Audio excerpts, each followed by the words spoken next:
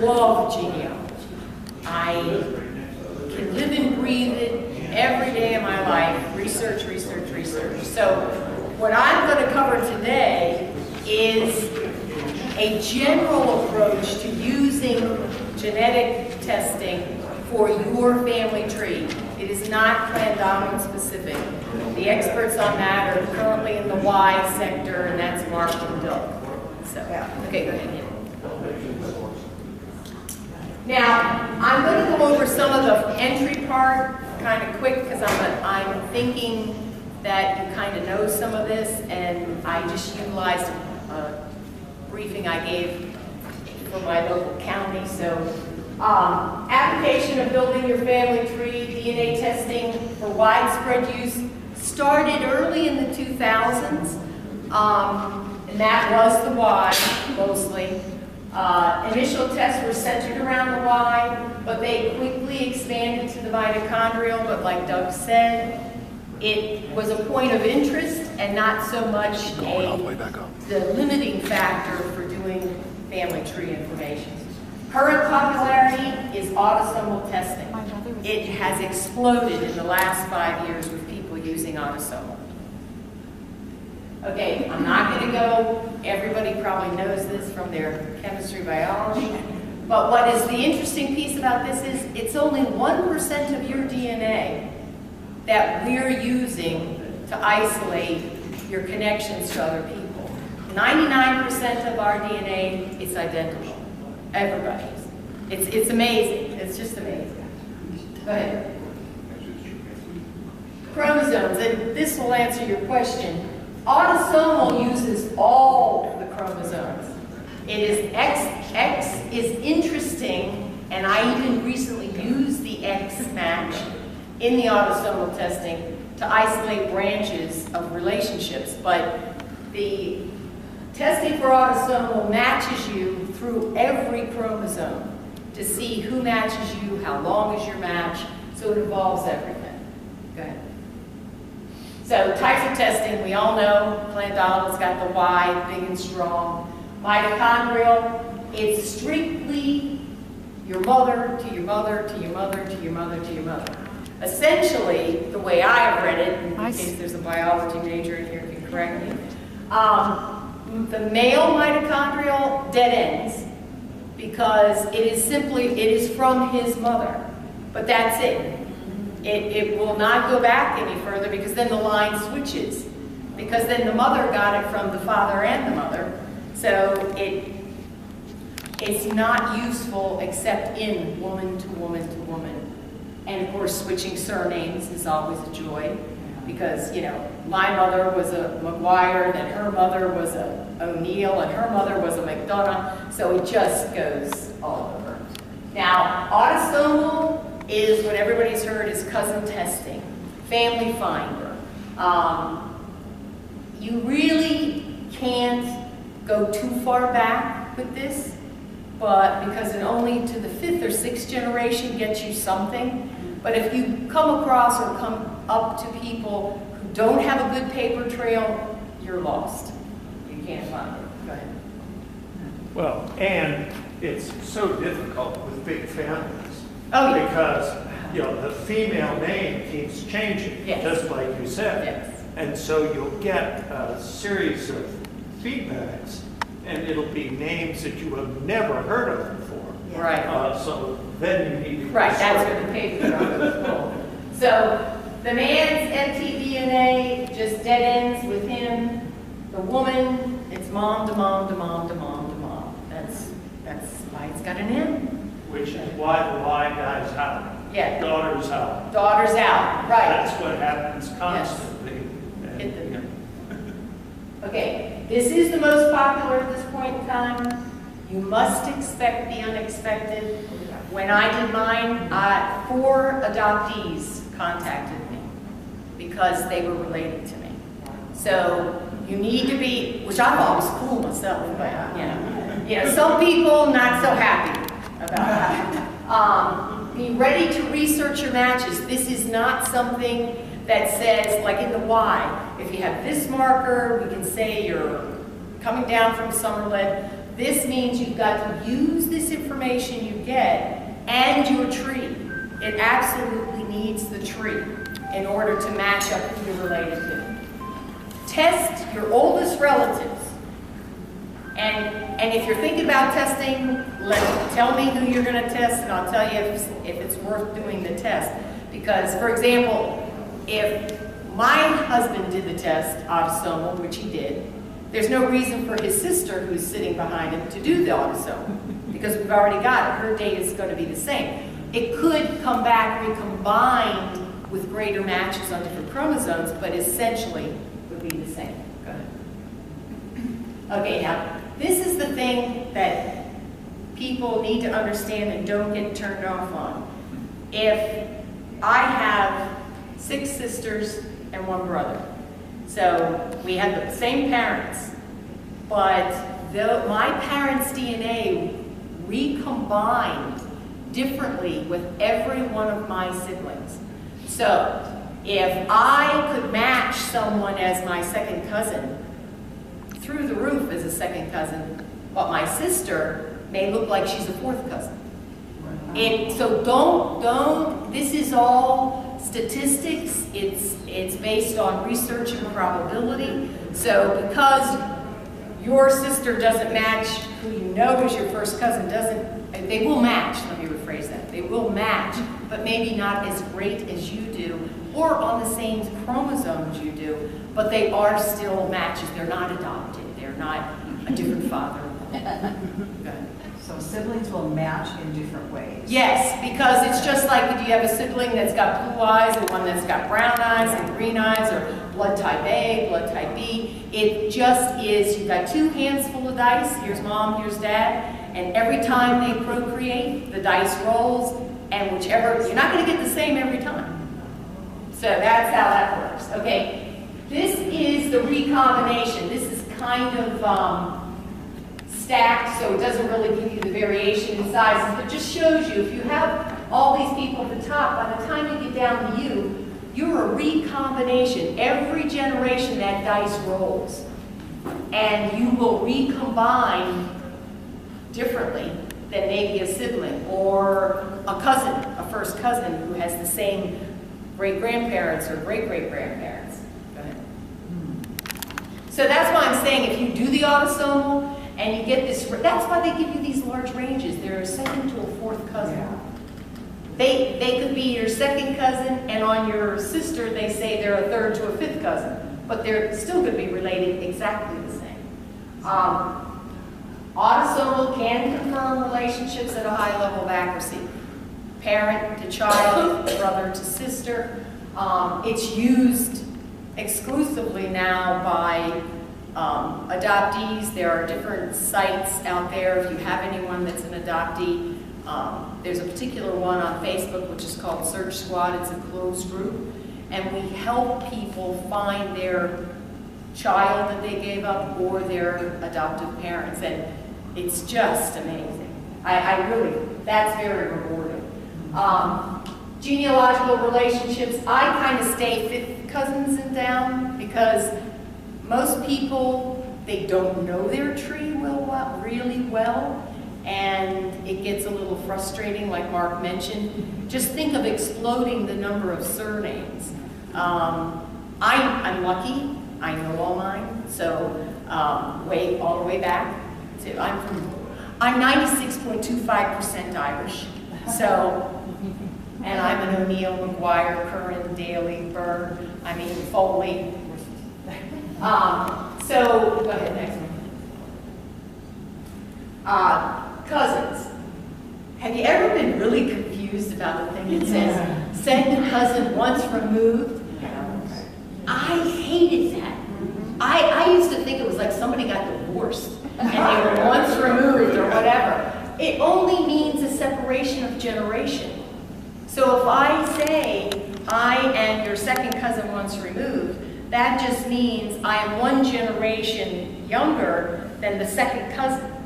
And I'm going to give you a chart. I have a handout, which is the only chart I have found that I can follow.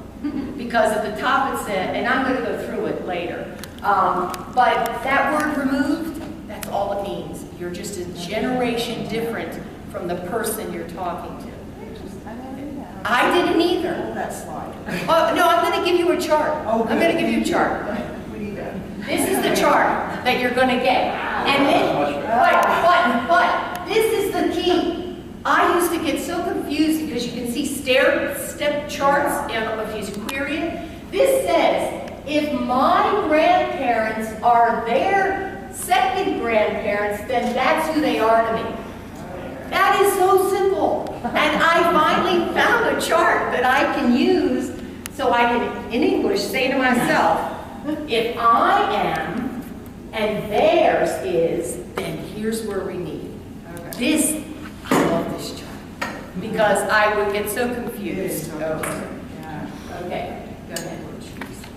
Now, the popular testing in companies, they mentioned them. You've got Ancestry, 23andMe, Family Tree DNA. The men that take the test, there is a small Y that they use in creating it. That's why Doug said if you contact him, they can take it and give you some limited information. There is a new site. I would not recommend it, but just so you know, it's called WeGene. And I just discovered this a couple weeks ago. It's a Chinese company that's now trying to get into the thing. So I don't know if I didn't research their cost. If it's like everything else, they're probably going to try to get it to you a lot cheaper. But until there's some university or whatever review on whether that's compatible, I would stay away from an unknown at this point. Family Finder does the full scope. What I would recommend, I've done Autosomal at Ancestry, I've done the Geno 2.0, and I've done Family Tree DNA for Family Finder. This 23andMe gets you more than the Autosomal. It also gets you, are you predisposed to clogging of the arteries or whatever? I mean, don't quote me on that, but they opened it back up. They were originally doing it, and they were shut down by the FDA because there were no controls. They were telling people things, and there was no basis for it. But now they have been approved to open it up. Okay. Well, let me just tell you something about that other one. If you take your testing at Ancestry.com Autosomal, you can, for a small fee, load it into Family Tree DNA, and they have better chromosomal matching tools. If you take it at Family Tree DNA, Ancestry does not provide the same, reciprocate, but you don't have the same tools on Ancestry that you do on Family Tree DNA. And I will cover this, but there's a free site that everybody loads to, and that was what Doug mentioned, which is GEDmatch. And that is phenomenal. That you can do, there's all sorts of analytical tools on there for you to use. Okay, sorry, go ahead. This is real quick. You can find all different kinds of charts that tell you if you're centimorgans, which is the unit of measure that they have, or a mapping unit, that they use to say if you have this many matching units, then you're probably a parent-child, first cousin, and so on. This one I took from the International Society of Genetic Genealogists, which is a wonderful, full resource site that I definitely recommend. But that gives you a range. It doesn't mean it's exactly right, because I have second cousins that list down here. And so these are just ranges again. So don't say because on this chart it says they have to be my this and such. It doesn't mean you've got to use your paper to put it all together. Okay. Now this is my page out of FTDNA. I just removed the people. This woman was adopted. She did not know. She knew who her mother was. And she knew she matched me, but she did not know. This one was an adoptee, and this one was an adoptee.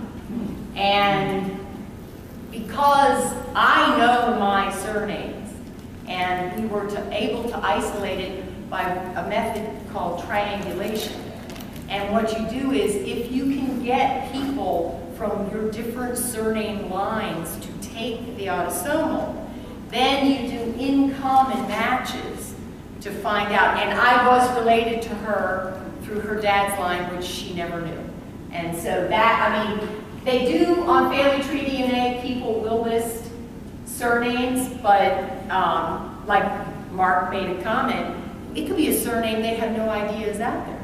And you can see a surname that you do have in your tree, and that may not be it at all. So that's why this is very paper intensive. This isn't simply read the numbers and ooh, this is how we're related. Go ahead. This is the chromosome browser without any markers on it in Family Tree DNA. For Family Tree DNA, they will load, you can take like 5 people, I think it is, and load them all onto your chromosomes, and it'll show you how big their match is and on what chromosome. If you think there are 3 or 4 people that all sort of match from the same line, it will stack them on the colors. I have an example here. Go ahead. All right. Now, this is a really good example of the recombination. The pink and yellow are brother and sister who were adopted, and both are related to me. But you can see the brother much larger. Look, all that yellow, the brother matches me, and just the little snips of pink, the sister matched me. So, yes, that's why you really need to understand. If you would look at that and you didn't know any of this, you wouldn't think they were brother and sister. So that's why you really have to look at this with a open mind that this needs human involvement. It is not simply read the page. You really have to put your sleuthing skills, which makes this fun. Go ahead. Yeah, go back one, Mike. Thanks. Go ahead. Yes, well that is the one spot on all of my chromosomes that the brother and sister match me exactly. That's the one spot. So what I said for stacking, these are stacks of people. And if they match exactly the same on the same chromosome, probability is they are related to me through the same surname line, but not necessarily. Okay, good. That's why this is really fun. If you like puzzles, this is the puzzle. This is my sheet out of Ancestry DNA, and what you can see is they don't give you the tools the same. It'll tell you, this is a cousin off of my mother's side, and this lists her as 3rd to 4th cousin. This woman is so much more closely related to me than this one, but look at, they arranged them the same. This woman is my mother's uncle's granddaughter. This woman is like 3-4 generations back on one surname after 2 great-grandparents. So they give you these ranges because that's what the data has told them up to this time. But again, I can't stress enough that it's the paper. It's your knowledge and investigating where this connection is. And my advice as a person, people don't like me when we collaborate on family trees because you have got to validate to 2 sources. You have got to do it. I mean, I've had people in an hour on Ancestry say they're related to William Shakespeare. It's like, God help me. Okay, go ahead. So that's why you got to be really careful if you're on Ancestry, don't click the wrong button and adopt their tree, because now you've hosed yourself. This is the other page in Ancestry so if you clicked on their name, it will, if that person has allowed their tree to show, it will show the tree. So that you can, and where I'm related to that lady, the woman, you can see their picture, is beyond this range. And luckily, all the same county in Pennsylvania, and I have a lot of records from there, so it was not so hard. But now, 23andMe, I've never tested there, so I wanted to provide a couple of their charts just to show what it is. They have a whole lot more reports because you're paying $199 and you're going to get these other sort of health indicators. Doesn't mean you're going to have whatever that indicator says, but it provides additional data, and it is $199, but it does give you the autosomal testing and the other information. Okay. And this is what their chart, it's kind of similar. It actually kind of looks like both of them matched together, but it will list their haplogroups. Like there's that lovely R1b. And I really, this is one of their reports, and it just looks like it's an ethnicity report. Kind of shows you where your relationships came way back in the decades before you. Go ahead. Now, GEDmatch is where everybody comes together. So if you do your autosomal DNA, everybody who wants to search loads to GEDmatch. One of the things that happens between family tree DNA, I know, and ancestry DNA, if they did it for their own purpose, they never answer you. You know, you may send them an email and say, oh, I'm a match today with you at the second, third level, and you never hear from them again. And as we were discussing earlier with the P word, persistent, not pain in it. You just need to be persistent. And most times if they find out you're not looking for a kidney or something, they'll respond. GEDmatch, people who want to know, go to GEDmatch. I have not had a single failed response on GEDmatch. It looks like you've been at GEDmatch, and I don't know, has that been your experience? Has been. I have people that are obviously devoting more time to that than I can do right now that have queried me. Right. That's the ones I respond to just so I can answer their questions. Right. I haven't had the time to research, but I really want to research. Yeah, that GEDmatch brings everybody together, and most everyone, once they've taken the time to download their data and upload it to GEDmatch and have it queued in, they're wanting information. So it's more successful. Your response rate is more successful. But again, be prepared for surprises. You know, it's bound to happen. This is what GEDmatch looks like.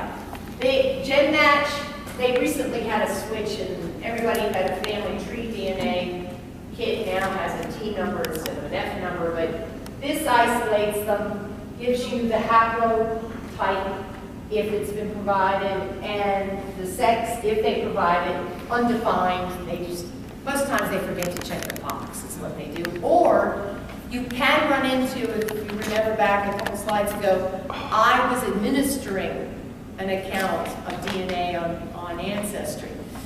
There was a relative of mine, God bless you, and I wanted to have that line isolated, so I paid for her to give me her autosomal. So now I have this complete mapping back past my great-great-grandparents. So it just makes it's cool to triangulate and say, oh, you're related to the Burns, B-Y-R-N-E. Details, they give you the centimorgans match, the longest match, and how many generations back they predict your relationship goes. Again, it could be closer, it could be further. These are just based on the statistical models that they've developed. The X chromosome has been useful to me because I have, I'll give you an example. A gentleman from GEDmatch and Family Tree DNA contacted a man that I'm second cousin once removed with. And it's my father's surname. So I am only related to him at my great great-grandparents level, which is Coughlin and Kenahan. And when he matched him, he was a little cagey. You know, and people are nervous when they do this. You know, they don't know if you're going to reject their inquiry. So I just call him cousin. My cousin contacted me and said, hey, can you take a look at this? And so I said, my guess is he is trying to find out something else, and there's some other issue going on here, because he was very cagey in the email. And when it turned out, I emailed the gentleman, explained who I was, and I was kind of like the family, you know, researcher. And he admitted he was adopted, and he did not know who his father was. My cousin was a little leery of providing data, just thought that the approach wasn't quite up front. And he said, I don't really want to pop, his data's not in GenMatch, because he hasn't decided to load it there yet. But he matched him on the X. So if he matched him on the X, he didn't match him through the dad. So it was through his mother's line. So then we were able to eliminate him, and the guy was happy. I wished him well, and I said, if I can be of any help, I will. So I have found the X useful. So go ahead, next one. Now, you all, I don't have to go over this because I think we've covered it enough. The X and Y recombination. Go ahead. All right. The X, that's why I said I had not used the X to isolate before. And so the more you do, the more you get your head into it, the more you will be able to isolate for yourself. I mean, I haven't come up on using the X for me, but now by mapping and following the X on my cousin, it's now given me another tool. And if it doesn't help me, then maybe I can help somebody else. But you know, the more you do, all I can say is, if you want to know, keep digging into it, keep reading, learn. Go ahead. All right. I was contacted by 4 individuals. All but one I've been able to identify and isolate exactly what the relationship. The one lady, her mother that raised her was not her mother, but all the paperwork says it was her, because the woman who was pregnant checked into the hospital as her mother, and back in the late 40s, 50s, there was no cross-check on the battery. Okay, well that's all right, we're almost to the end. That's Mary's battery. Hit clues. Where is it? Oh, there we go. Okay. So all I can say about this is, if you don't see a connection or people are kind of weird when you're contacting them, be a little forgiving on that point so that you can let them feel they can open up. I had a person that I found, she's not blood related to me, but I found her as part of one of my mother's relations, and we had a 3-4 year email conversations back and forth, and she had told me that she had given up a child for adoption, and I told her, anytime you need help, no push, whatever. And one day, last December, she just decided she needed my help, and she sent me a 3-page thing, and this woman had spent close to $10,000 already over 18 years to find her daughter. In 5 days, I found her daughter. And what I'm telling you that, it's not like I am good, but it's not like I'm something totally strange. People will take their money and they don't do the work. So I told people, I'll help you. I will never take a dime. I'll find, help you find people. So go ahead. Okay. All right. So now I will give these. I have a couple. You can hit the next one because I've already explained that. I've double-sided these copies. So these charts, I find these charts the most helpful, I'm a one-page person. I like everything on one page when I'm someplace researching. Expanding like that, it takes too much time. So for the autosomal testing, like this is you, hit the, that might have closed it down for the battery. Yeah, okay. Let me give these out. So that, but those are called fan charts, and the fan charts are, okay, good, they're double-sided. So it ends with the websites I want everybody to have on the back. Yeah. We have it on the other side. Okay, and some of them may be single, but the fan charts, it makes it so that you just write the surnames as you move back to your grandparents, your great-grandparents, your great-great-grandparents, and then I would mark the charts, those that I've tested, so that I can start to triangulate. I find these simple one-sheeters very helpful when I sit down and use the thing. I might as well just shove her down, I guess. And then there's a sheet in there that I have some websites that I think would be helpful. The ISOG, which is the International Society of Genetic Genealogists, huge resource, huge. I mean, you can get lost for days going through these pages. But it's, if you're familiar with a wiki, it has its own wiki for all of us self-instructing individuals, and you can just put regular English searches in and find it. GEDmatch, this is the logon for GEDmatch. They give you detailed instructions how to load your data when you download it from the other site. Family Tree DNA, 23andMe, YSEC, which Doug had mentioned previously, which is an alternative site for testing. But if you're going to, they only do the Y. And if you're going to do that with Plan Donald, definitely talk to Doug or Mark before you do it. SmithPlanet.com, I found this site to be really helpful to understand how to utilize the X in your analysis, you know, to get some matches. Find My Family is just all around, down to our level English, doesn't get super technical, really a regular person can follow it, a beginner. The Genetic Genealogist, I subscribe, they have a free newsletter, and they tell you when the Genetic Genealogist, one of the show with Finding Your Roots, they used the person that authors this.